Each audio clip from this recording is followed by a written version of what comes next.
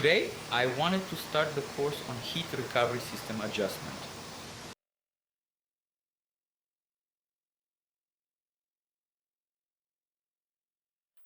We'll see how it works and compare systems. I already posted a video called "A Moron Knows Nothing About Heat Recovery" to start a series, get you interested in it. Now we're doing it more professionally, so we'll make an action plan. I'll present this more or less in order. But before we start, people speak negatively about adjustment with these foams. Look at the simplicity of the system. It's 1, 2, 3, 4, 5, 6, 7, 8, 9 ventilation circuits. We assemble it ourselves. We adjust these flows with our foams, dampers as they are properly called. See how it looks here. It's laid on the ceiling, and of course the system is laid on the floor below the ceiling.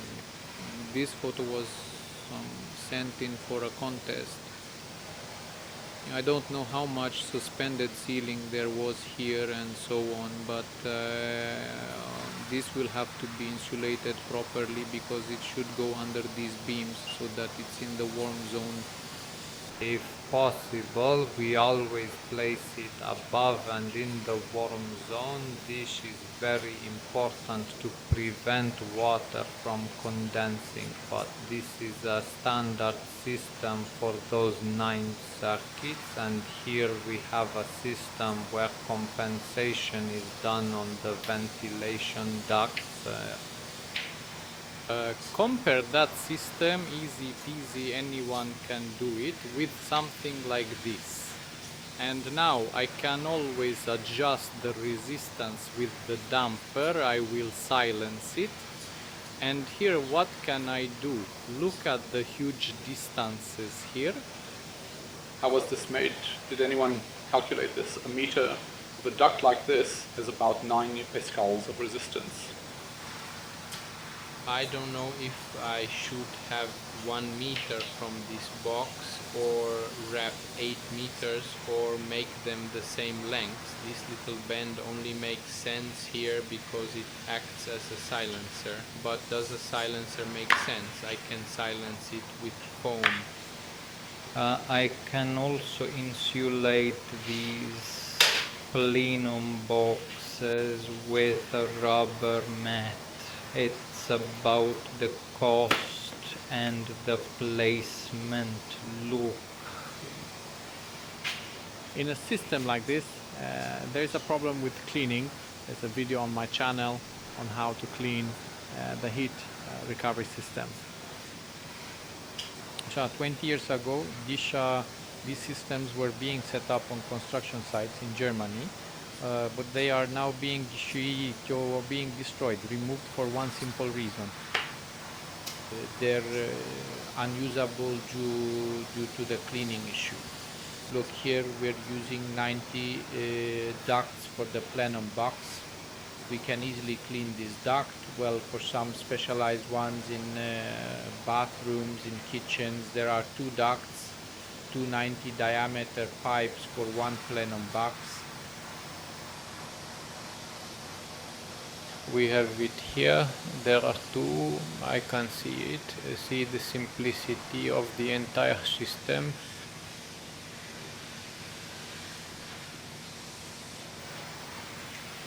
However, here there is a problem with cleaning. Here we have a standard picture of this system. They say the length of the ducts compensates it, the length of the duct doesn't compensate anything. That's how it used to be done. At this point it does not work, it's just poor. You compensate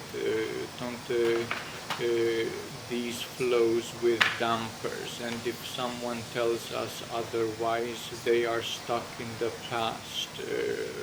Let's now go back to the silencing.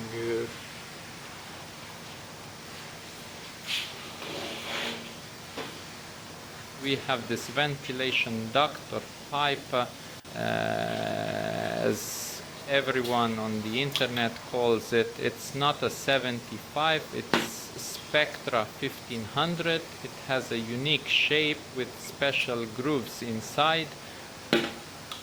I don't know what resistance it has, but we will measure it and compare it to standard ventilation ducts. It differs only in shape, because there's no point in adding more of the silver, the copper, but it's supposed to be much quieter.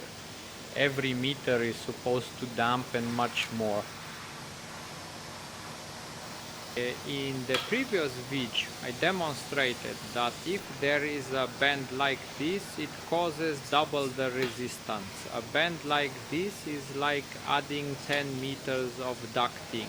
Here we have gentle bends. A meter has 2-3 pascals, but a bend like this has resistance of 30 pascals. Here on this section, but try to clean it later. Stick in a hose, you'll need sponges. It's complicated. If it gets dirty a couple of years from now, we won't be able to clean it, which will be a problem, because an ozone machine on its own won't do much here. Will kill the bacteria, but the dust and all of that will remain. We will have an environment where it will be easy for bacteria and fungi to develop. So you need to think about this. Do you want a simple setup that you can adjust with dampers? Do you want an system post on compensating for the resistance with the length of those ventilation ducts? You have to choose. Anyone can do this, anyone can adjust it well, but this is like magic, because I don't know if that expert accounted for those distances, if they have equal distances and arranged them like that. But in my opinion, these ventilation ducts are a waste of money. Since this is a step-by-step course, then we need to start with 2 exercises. We'll do this outside. First, I'll discuss here what I want to do. First, we will compare the 90 and the 75 ducts. Then we will discuss a system from a design, and we will take that system and lay it out in a room where there is no wind or anything. We will do it very professionally, and we will adjust it. We will check how much electricity the unit consumes, what the flows are in the unit, and what the flows are in our plenum boxes or our diffusers. Another advantage of the system is that at any point we can easily increase the flow here. Look here, these bends make it difficult. I can increase and adjust the flow at any given moment. This is very important. The second very important thing is if someone is installing a heat pump or has a ground heat exchanger in the summer for better cooling, they can also increase the flow without any issue. This system is essentially compensated once and for all, and here with this damper we can always adjust the flow if we want a specific room to be cooler. Another very important thing, now we are going to have solar panels which in winter will be able to generate 3, 4 or even 6 kilowatts. They are very good, very practical. They will appear soon. In this system we are able to install them. With this one it can be done, but it will be very difficult. In some cases it is even impossible. I suspect that in a system like this, to increase the flow in one room you'd have to increase flows throughout the entire house. And here we can increase the flows in a specific room.